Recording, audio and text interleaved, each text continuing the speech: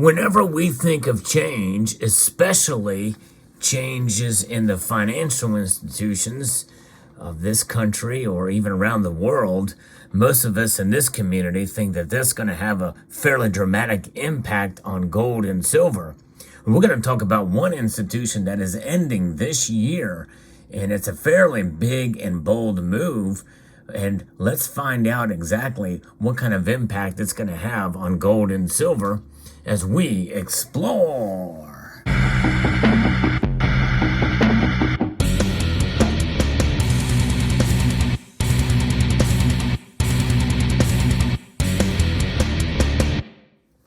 LIBOR.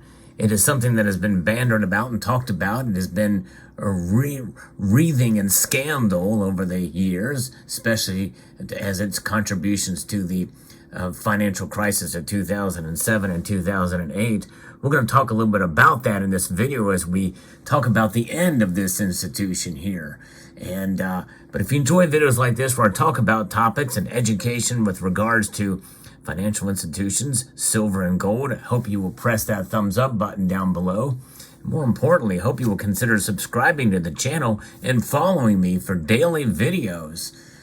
Several members of the community have made mention of this, and I've kind of looked into it a little bit here. And what is exactly this LIBOR organization or what have you? It's a benchmark for setting interest rates charged on adjustable rate loans, mortgages, and corporate debt. LIBOR is essentially an acronym for the London Interbank Offered Rate, and it's been in existence for over 40 years. Over the last 10 years or so, LIBOR has been burdened by scandal and crisis. And effective January of last year, LIBOR no longer is used to issue new loans in the United States. It is being replaced by the Secured Overnight Financing Rate, otherwise known as SOFR, which many experts consider to be a more accurate and more secure pricing benchmark. And for those of you who know and have been keeping up with this is, LIBOR provided loan issuers with a benchmark for setting interest rates on different financial products. It was set each day by collecting estimates from up to 18 global banks on the interest rates they would charge for different loan maturities given the outlook on local economic conditions, here according to Forbes. LIBOR was calculated in 5 currencies, the UK pound, the Swiss franc, the euro, the Japanese yen, and the US dollar.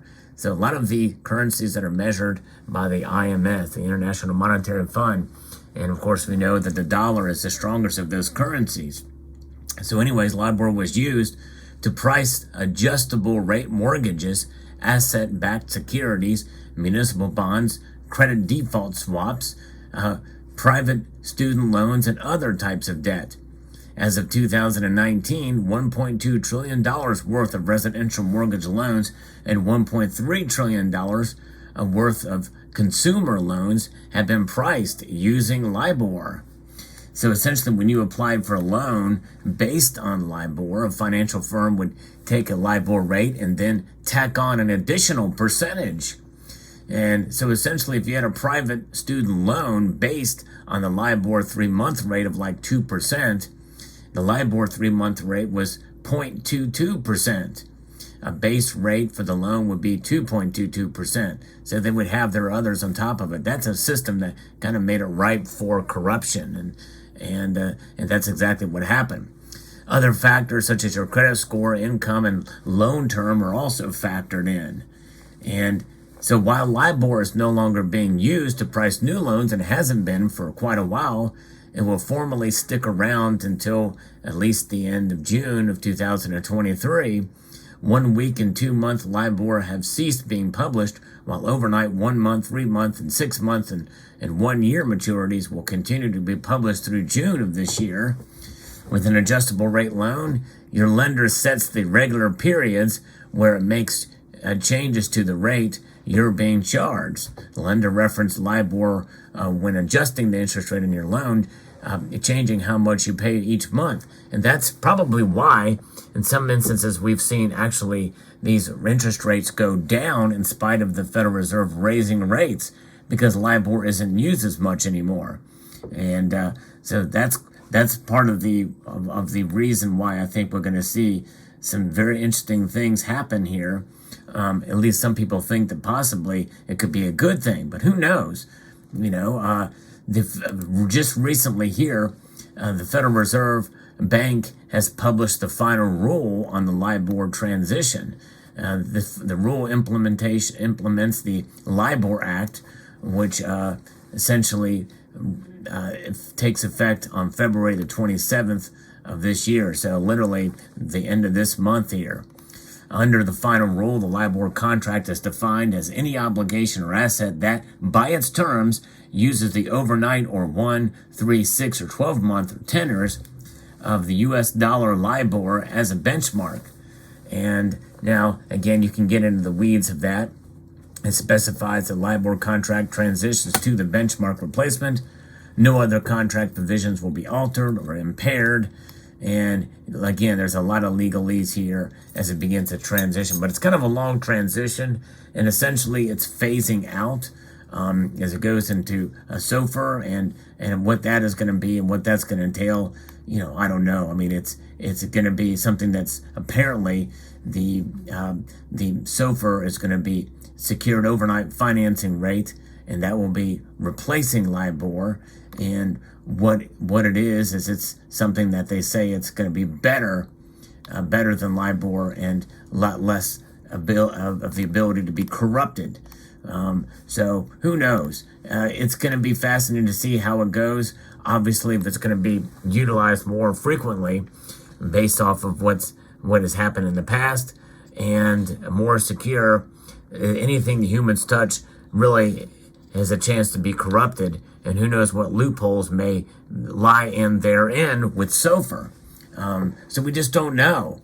But with that being said, how is it going to affect gold and silver prices? Some in this community think it's going to have a fairly dramatic impact as that transition takes place, but I think it'll be a relatively smooth transition as they stop really using LIBOR as of January of last year. So I don't think it's going to have any effect in the immediate term.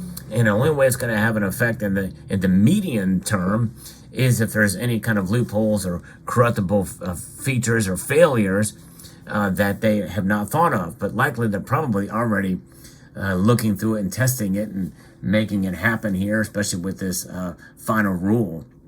And we'll find out and see what happens there. But so far it appears to be probably, all intents and purposes, to be a good thing. So I don't think it's going to really have that much effect.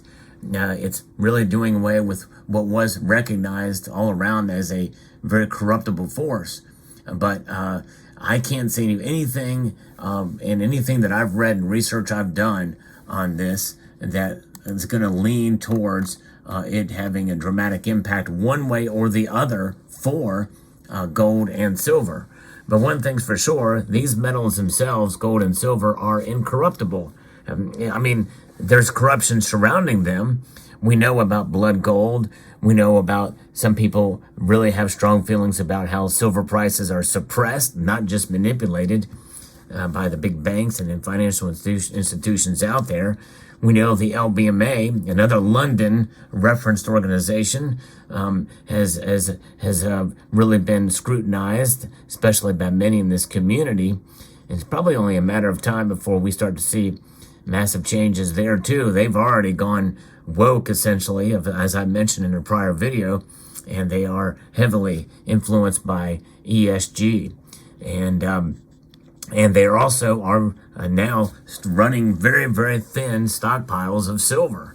And so, that's the only other thing that's really kind of non-related to this SOFR idea. But so I think a lot of it is just going to be how it is accepted and utilized, and when it really comes under kind of a stress test, as you will, as they go through here and utilize it at the end of June. But even some aspects of LIBOR may stay in place. But nonetheless, it'll be very interesting and fascinating to see where it goes. But I believe these big kind of changes like this, when people think that, hey, this is going to have a dramatic impact in the future is that it doesn't have the dramatic impact of gold and silver prices that many people think it should. And so it's SOFR being the main replacement for LIBOR in the United States, and the rates of the U.S. financial institutions pay each other for these overnight loans, and kind of reminds us of what happens with some of these big banking institutions before the COVID pandemic. Not a lot of people talked about it, but it's the repos, the repurchase agreements that were occurring in mass, with billions of dollars being almost like $970 billion transacted between some of these banks before the pandemic. What about that? Those are the kind of things we should be concerned about, and nobody's really talking about. These transactions take the form of treasury bond repurchase agreements, according here to Forbes, otherwise known as repos agreements.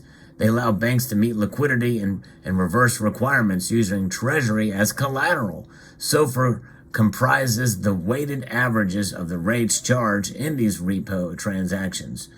And so even if LIBOR doesn't completely disappear as soon as expected, there's a good chance banks and other lenders will start looking for other ways to determine market rates. And these repurchase agreements are something that I don't know that SOFR is going to necessarily stop. But it'll be very fascinating to see, because a lot of money can move behind the scenes without it really being calculated and really paid much attention to, much as what we saw in September and December of 2019. I remember it well. I reported on it here on this channel. But nonetheless, any type of thing that happens, they're going to do, and they're going to use sleight of hand and what have you to make it occur, because we know it's coming. We all know what is coming down the pike. And that is a central bank digital currency deriving of social, environmental, and governance. And what that means, tracking of all the dollars going in and out of the Federal Reserve. That is what is coming. It is well documented. It is completely transparent. Just look at the World Economic Forum and what they want to do. You will own nothing, and you will love it. And that is already apparent in so many things that we do today, especially with regards to SaaS. Those of you who don't know what SaaS is, look up the acronym. It's software as a service. Many of us, we don't own our software. We essentially rent it for a period of 1 year with a subscription service. Even the U.S. Mint is doing subscription services now. Now, obviously, when you subscribe to a product at the U.S. Mint, once you get it in your hand, you own it. You can cancel at any time. But nonetheless, they're softening you up to the idea. Softening up. Doesn't that sound familiar? Look at the acronym. SOFR. Softening. Is there something there? I don't know. Am I getting too conspiratorial? I don't know. Maybe so. But I know one thing. Gold and silver are solid objects, assets, and wealth preservation devices that have proven themselves time and time again. And even though what you see on your screen here are examples of modern proof and uncirculated gold and silver coins, the basic metals that you see here, even though they are refined to a specific alloy, they are unchanged and from what was circulating in ancient Rome at one time, and in the Eastern Roman Empire as it's thrived during that period of time. So there you have it. Let me know what your thoughts are in the comment section below. Hope you found this video insightful, informative, and educational. I'd like to extend a multitude of gratitude to each and every one of you for taking the time to watch this video. And yes, I want to encourage you to please rate. That means thumb up this video down below. Share it with all of your friends, enemies, and pets. Comment and subscribe.